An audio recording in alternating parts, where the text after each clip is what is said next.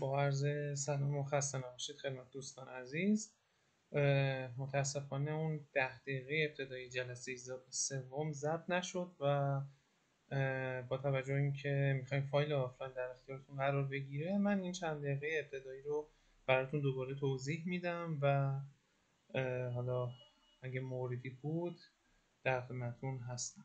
خب، جلسه قبل ما در مورد شاخص RSI صحبت کردیم که گفتیم که میتونیم توی شاخص RSI هم خستگی ورزشکارمون رو مانیتور بکنیم و هم بفهمیم که برای تمرین دراپ جامپ از چه ارتفاعی استفاده بکنیم. مثلا 30 سانتی متر مناسبه، 45 سانتی متر مناسبه، 60 یا 75 و راهکارهایی رو ارائه دادیم. حالا میریم سراغ قسمت‌های دیگه‌ای که می‌خوایم در موردشون صحبت بکنیم.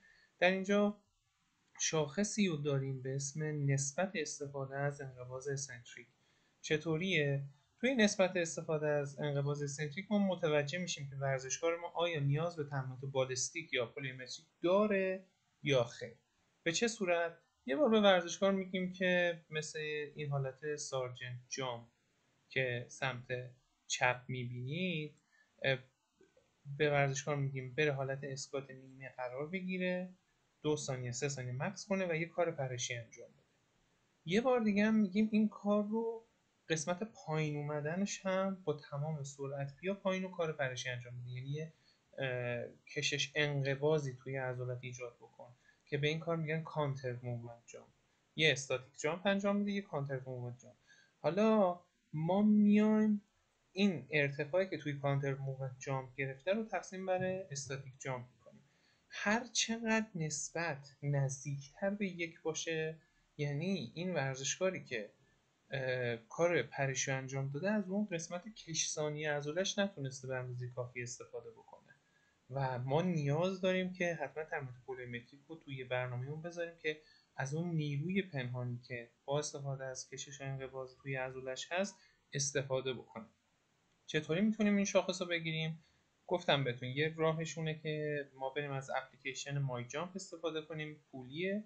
یه راهش هم اینه که از دیوار استفاده بکنید و میزان پرش اختلاف پرش ورزشکار، مثلا یه بار بیاد دستشو بزنه ارتفاع دستش یه بارم میپره، اون ارتفاع پرشش رو میتونید محاسبه کنید و توی این فرمول بذارید ببینید که وضعیت ورزشکارتون به چه صورت. قسمت بعدی که میتونیم برای مانیتورینگ ورزشکار استفاده بکنیم برای عدم تقارن دو تا اندام هست، چه دست چه پا. به این صورت هستش که به این صورت هستش که ما میایم تست قدرت یا توانی رو در دست راست یا و دست چپ یا پای راست و پای چپ میگیریم و داخل این فرمول قرار میدیم. فقط توی تست قدرتی سعی کنید که این مورد رو لحاظ بکنید که ورزشکار باید ثبات کامل رو داشته باشه، مثلا حرکت پرس تک پا یا حرکات جلوران پشت رانی که حالا با دست انجام میشه و انواع دستگاهی که میتونید استفاده بکنید بستگی به رشته ورزشی ورزشکار داره، یا حرکات جامپینگ مثل جامپ پرش مثلا تک پا، هم به سمت جلو و هم به صورت سارجنت رو میتونه استفاده بکنه. داخل این فرمول میذارید و میزان عدم تقارن دو تا اندام رو محاسبه میکنید.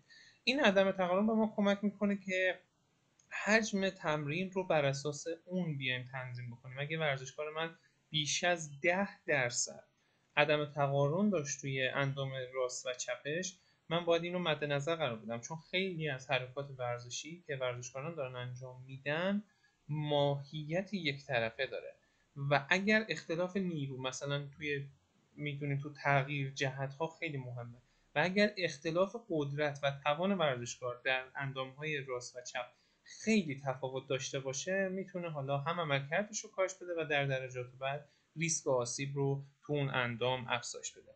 راه دیگه ای که میتونیم استفاده بکنیم اینه که حالا این توی فوتبالیست های خانوم نخبه هم انجام شده، میتونیم هم به صورت پرش طول تک پا بگیریم، میتونیم پرش سگانه تک پا بگیریم، یا به صورت زیگزاگ ورزشکار بیاد این کار رو انجام بده که ما بیایم مقایسه بکنیم اندام راست و چپ رو، ببینیم که چقدر اختلاف بینشون وجود داره.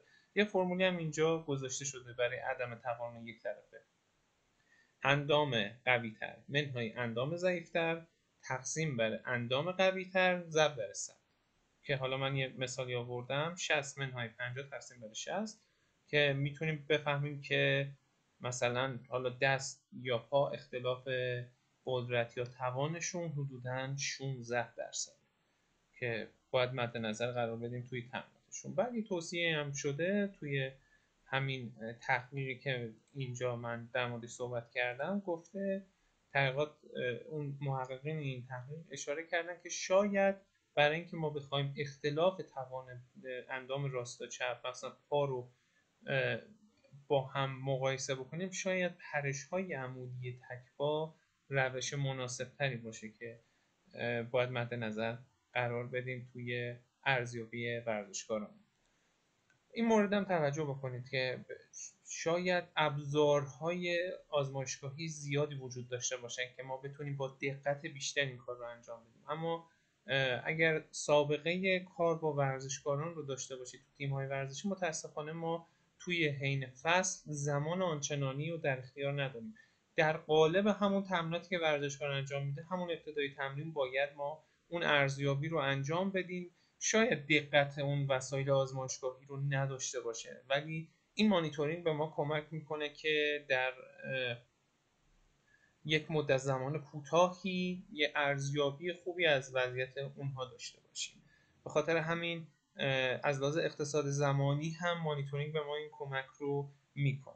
مانیتورینگ میتونه به چند صورت باشه. گاهی اوقات ما توی مانیتورینگ بیشتر روی خروجی اون تست ها تمرکز میکنیم، مثل تست قدرتی ایزومتریک پیشینه که توی حالا وسایل آزمایشگاهی بیشتر اندازه گیری میشه. اگر هم یک داینامومتر داشته باشیم که توی بیشتر آزمایشگاه ورزشی است، اما میدونم بعضی از این پایگاه‌های قهرمانی تو شهرستان ها هم دارن اینو، تو شهرهای بزرگ و شهرهای کوچیک بعضی از پایگاه‌های قهرمانی اینو دارن که تست قدرت بیشینه رو میتونیم ما ارزیابی بکنیم، مثلا برای پا و تنه، و خروجیش برای ما مهمه. فقط اجرای تکنیک و اینها اهمیت آنچنانی نداره، تست قدرت هم همینطور. ولی گاهی اوقات نه تنها خروجی برای ما مهمه، اون پروسه‌ای که حالا تکنیک انجام میشه و اون چون گاهی اوقات تکنیک هایی که انجام میشه به صورت سری و پشت سر هم،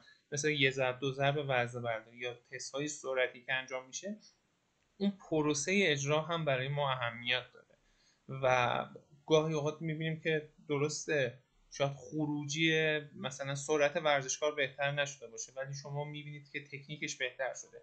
یا توی وزنه برداری میبینیم که مثلا حرکات وزنه برداری یا لیفتینگ تکنیک ورزشکار ما بهتر شده. پس دو نوع میتونیم ما مانیتورینگ انجام بدیم، یکی به صورت کمی و یک به صورت کیفی، که بستگی داره که هدفمون به چه صورته و گاهن توی سالن بدنسازی میتونیم اینو مد نظر قرار بدیم و فقط به این اتکا نکنیم که ورزشکار قدرتش بهتر شده، حرکت رو براش پیچیده تر، سخت تر یا با لود بیشتر بکنیم و به اون بخش کیفی کار هم اهمیت بدیم.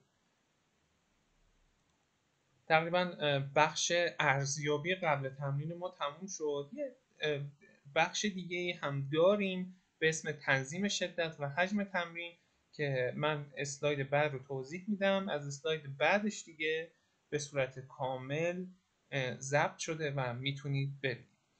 قسمت اول در مورد باردهی خطی است. این چالش های اینستاگرامی رو دیدیم که مثلا روز اول مثلا 10 تا شنا بزن، روز دوم 11 تا، روز سوم 12 تا. آیا این تا آخر میتونه این اتفاق بیفته؟ یعنی من بعد یک سال میتونم 365 تا تکرار شنا بیشتر بزنم، یا از یه جای دیگه واقعا بدن من مقاومت میکنه، یا شاید دیگه نتیجه عکس هم بده توی اون چیزی که به دست میاریم؟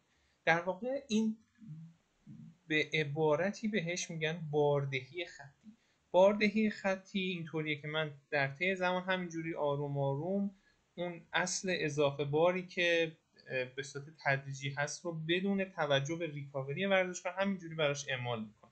امروز یه دونه شنا بزنم، فردا 2 تا، 3 تا، 4 تا، 5 تا، 6 تا، برو تا آخر سال. بعد 10 سال مثلا باید 3650 تا شنا بزنیم. ولی خب میدونیم که این از یه جایی به بعد دیگه نتیجه عکس میده. یعنی ما باید اهمیت بدیم به بازیابی ورزشکار، به ریکاوری ورزشکارمون و اگر این کار رو نکنیم بعد چند وقت ورزشکار ما به یک فلاتی میرسه که دیگه عملکردش بهتر نمیشه و اگر تو اون فلات ما نتونیم اون ارزیابی رو بکنیم که ورزشکار ما به دیگه پیشرفت نمیکنه، ممکنه بگیم که این که چرا پیشرفت نمیکنه، پس من حجم تمرین، شدت تمرین بیشتر کنم براش و میبینیم که وارد یک شیب منفی میشه که دچار بیش تمرینی، تمرین زدگی و حتی عوارض بعد اون میشه. پس همیشه باردهی خطی به درد ما نمیخوره.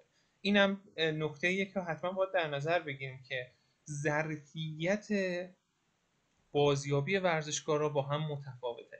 یه ورزشکاری واقعا حجم تمرین بالا رو میتونه تحمل بکنه، اما ورزشکار دیگه حالا به خاطر اینکه حالا شاید شرایط خوابش خوب نباشه، شرایط تغذیه‌اش خوب نباشه یا از لحاظ ژنتیکی اصلا شرایط ریکاوری آنچنانی نداشته باشه، ممکنه نسبت به حجم تمرین بالا زیاد جواب خوبی نده و اینجاست که مانیتورینگ به ما کمک میکنه که با مانیتور کردن حجم تمرین اون و مانیتور کردن خستگی اون بفهمیم کجای کار قرار داره و تمرین رو بر اساس اون بیایم براش تنظیم بکنیم. خب اینم اسلایدیه که فکر کنم دیگه ضبط شده و بریم اون و اون چیزایی که تو کلاس ضبط شده رو اونجا من توضیح دادم براتون.